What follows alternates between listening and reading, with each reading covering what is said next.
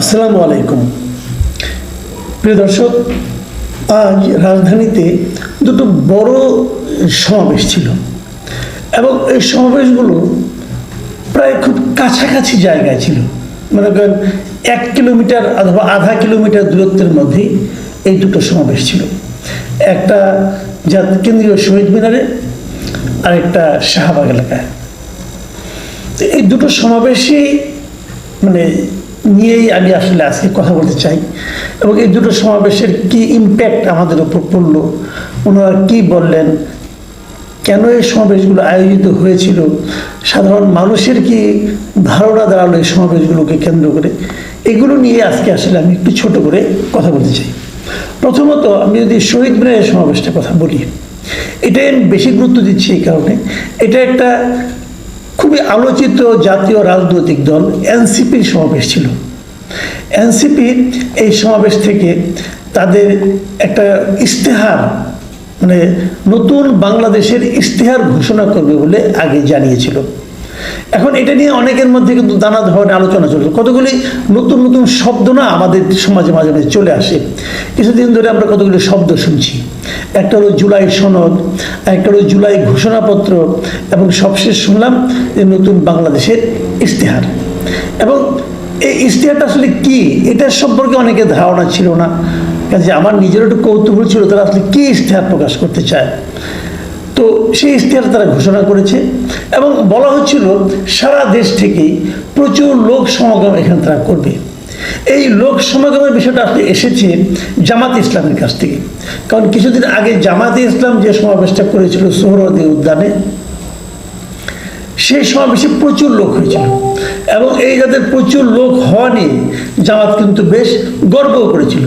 এবং জামাতের একজন নেতাকে আমি বলতে শুনেছিলাম যে এই সোহরাওয়ার্দী উদ্যানের জন্মের পর থেকে কখনো নাকি এত লোক সমাগম এখানে হয়নি, উনি দাবি করেছিলেন।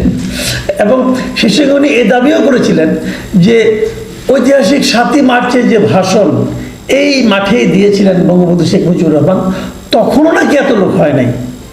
যা হোক উনি বলেছেন, এবং ওনাকে আমি যতটুকু চিনি ওই 7ই মার্চের সময় ওনার বয়স হয়তো অতটা ছিল না যে ওই জনসভায় উনি ছিলেন। যা হোক তবু বলেছেন, বলার জন্য বলেছেন। কিন্তু এটার আরেকটা ইম্প্যাক্ট, সেটা হলো এই জনসভাটা মানুষের মধ্যে একটা অনেকের মধ্যে অনেকেই ভাবতে শুরু করেছিল এত লোক হয়েছে, তাহলে হয়তো দেখি অন্য অন্যদের জনসভায় কেমন লোক হয়। এরকম একটা চ্যালেঞ্জ কিন্তু প্রকাশ্যে না হলেও অপ্রকাশ্যে ছিল। আবার অনেকে এমন ব্যাখ্যাও দিয়েছেন, জামাত যেরকম বড় জনসভা করেছে, একজন আমাকে এমনও বলেছেন, একজন সিনিয়র সাংবাদিক, তিনি বলেছেন জামাতের ভোট আসলে এই কয়টাই, সারা দেশে জামাতের যে কয়টা ভোট আছে সবগুলি ভোটকে তারা এখানে আনতে পেরেছে। ওনার বক্তব্য থেকে যেটা বোঝা যায় জামাতের নেতা কর্মী সমর্থকের বাইরে আসলে জামাতের তেমন কোনো ভোট নেই। যাই হোক, সেটা হতেও পারে, নাও হতে পারে, আমি জানি না, ওই আলোচনায় বরং আমি আজকে না যাই।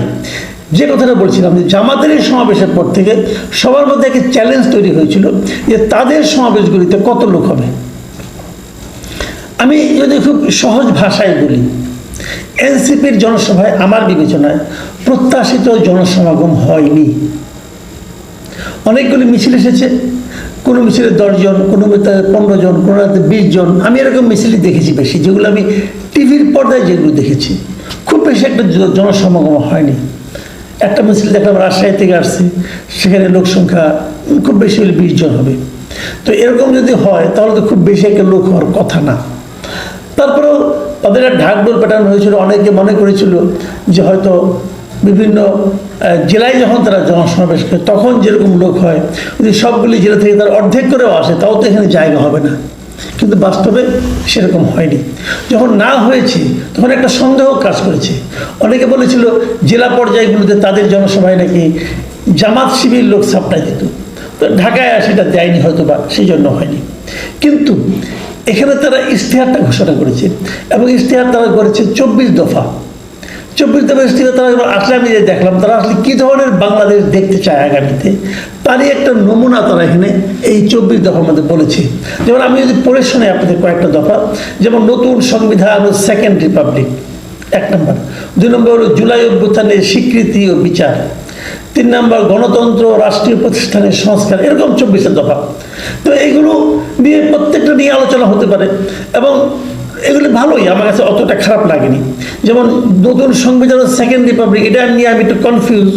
সংবিধান যে নতুন করে একটা হচ্ছে, এটা তো আমরা বুঝতেই পারছি, এবং এটা তারা তো চেঞ্জ করবে, নতুন একটা সংবিধান করবে।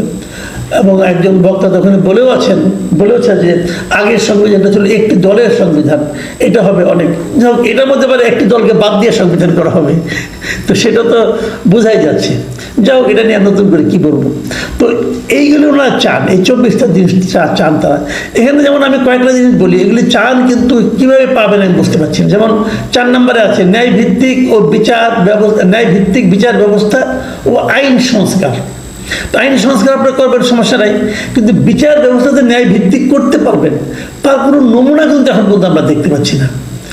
আবার সেবামুখী প্রশাসন ও দুর্নীতি দমন, এটা নিয়েও আমি কনফিউজ। কারণ এই মুহূর্তে যত দুর্নীতির খবর আমরা পাচ্ছি, তার সিংহভাগই কিন্তু এনসিপির নেতাদেরকে কেন্দ্র করে, অথবা এনসিপির যারা অনুজ সংগঠন, যে আপনার বৈষম্যবিরোধী ছাত্র আন্দোলন, অথবা আরেকটা যেটা আছে ওদের নতুন ছাত্র সংগঠন অথবা যুব সংগঠন, এদের নেতাদের নামই কিন্তু আমি প্রায় শুনতে পাচ্ছি। তো আপনারা নিজেরা যে সমস্ত অপকর্ম করবেন, সেই বিষয়ে আপনারা কীভাবে ভালো কিছু করবেন, আমি আসলে ওইভাবে বুঝতে পারি না। যেমন নারী নিরাপত্তা, অধিকার ও ক্ষমতায়ন, গত 1 মাসে যে সংগঠনের সঙ্গে জড়িত নারীরা ওই সংগঠনের নেতাদের বিরুদ্ধে অভিযোগ করেছেন, সেই সংগঠন হল এনসিপি। 1 2 না, একাধিক নারীর অভিযোগ আমি পেয়েছি। তারা এনসিপির নেতাদের বিরুদ্ধে অভিযোগ করেছেন, তার দলীয় সহকর্মীর বিরুদ্ধে অভিযোগ করেছেন যে তারা তাদের কাছ থেকে নিরাপত্তা পাচ্ছেন না। তো আমাদের একটা কথা আছে না, যে আপনি আচারী ধর্ম, আপনি নিজে কি ভালো কাজটা করতে চান সেটার প্রমাণ আগে আপনি আপনার নিজের জীবনে দেখান। তো সেটা এনসিপি দেখাতে পেরেছে বলে এখন পর্যন্ত মনে হচ্ছে না। আরও অনেক কিছু আছে। 23 নম্বরে আছে বাংলাদেশপন্থী পররাষ্ট্রনীতি। এই জিনিসটা আমার কাছে কনফিউজিং। পররাষ্ট্রনীতি বাংলাদেশপন্থী মানে কি? বাংলাদেশপন্থী তো, আমাদের পররাষ্ট্রনীতি কি বিদেশপন্থী হবে নাকি? এটা কি হয় নাকি? তবে আমার ভালো লেগেছে যে 22 নম্বরে যে এটা পেলাম, মানে ইশতেহারের 22 নম্বর যেটা আছে, প্রবাসী বাংলাদেশের মর্যাদা ও অধিকার। এটা ভালো, কারণ প্রবাসী বাংলাদেশিরা বাংলাদেশে সবচেয়ে অবহেলিত। আমাদের বিভিন্ন দেশে যে আপনার দূতাবাসগুলো আছে, এই দূতাবাসগুলোতে আমাদের ওখানকার যারা প্রবাসী বাংলাদেশি আছে, তারা এত অবহেলা পায়, এত আমলাতান্ত্রিক জটিলতার মধ্যে তাদেরকে পড়তে হয়, যে আসলে বলে শেষ করা যায় না। যদি এই জিনিসটা ওনারা চেঞ্জ করা যে দাবিটা তুলেছেন, আমার মনে হয় এটা খুবই একটা ভালো দাবি। এখন আমরা বরং আসি যে এই অনুষ্ঠানে অনেক নেতৃবৃন্দ বক্তব্য দিয়েছেন, সার্জিস আলম দিয়েছেন, হাসনাত আবদুল্লাহ দিয়েছেন, এবং ওনাদের মূল নেতা নাহিদ ইসলামের বক্তব্য দিয়েছেন। আমি নাহিদ ইসলামের বক্তব্যটা একটু আপনাদেরকে শেয়ার করতে চাই আপনাদের সঙ্গে। সেখানে উনি যে কথাগুলি বলেছেন আমার কাছে মোটামুটি খারাপ না, শুনতে ভালোই শোনা যায়। উনি বলেছেন যে ওই গত বছরের উদাহরণটা টেনে উনি বলেছেন যে আমাদের 1 দফা দাবি ছিল, আমরা ফ্যাসিবাদী ব্যবস্থার বিলোপ করে নতুন রাজনৈতিক বন্দোবস্ত করতে চাই। কেবল এক ফ্যাসিবাদী শাসন হটিয়ে আরেক ফ্যাসিবাদী ব্যবস্থা উত্থানের সম্ভাবনা জিইয়ে রেখে আমরা নিশ্চিন্তে ঘরে ফিরতে পারি নাই, বরং রাষ্ট্র ও সমাজে দীর্ঘদিন জেঁকে বসা এই ফ্যাসিবাদী ব্যবস্থা সমূলে উৎপাটনে আপনাদের তীব্র আকাঙ্ক্ষা বাস্তবায়নের দায়িত্ব কাঁধে তুলে নিতে আমরা আপনাদের ছাত্র, শ্রমিক, জনতা ও রাজনৈতিক দল জাতীয় নাগরিক পার্টি গঠন করেছে। মানে ওনারা নাগরিক পার্টি কেন গঠন করেছেন তার একটা লজিক দিয়েছেন। ওনারা বলেছেন এই পার্টিটা যদি গঠন না করা হতো তাহলে এক ফ্যাসিবাদী আওয়ামী লীগ গেছে, আরেক ফ্যাসিবাদীর আসার সম্ভাবনা ছিল। তার এক ফ্যাসিবাদী কে আসবে? বিএনপি, তাই না? এই খোঁচাখুচিটা এনসিপির আসলে মজ্জাগত হয়ে গেছে। তারা খোঁচা না দিয়ে আসলে কথা বলতে পারে না।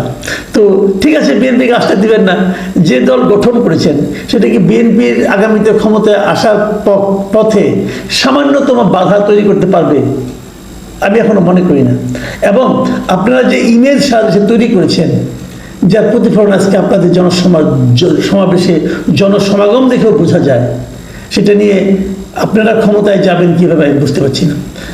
যাই হোক, আরও অনেক কথা বলেছেন অন্য অন্য নেতারা। আমি বরং এখন ছাত্রদলের সমাবেশটা নিয়ে একটা কথা বলি। ছাত্রদলের সমাবেশে প্রচুর লোক হয়েছিল।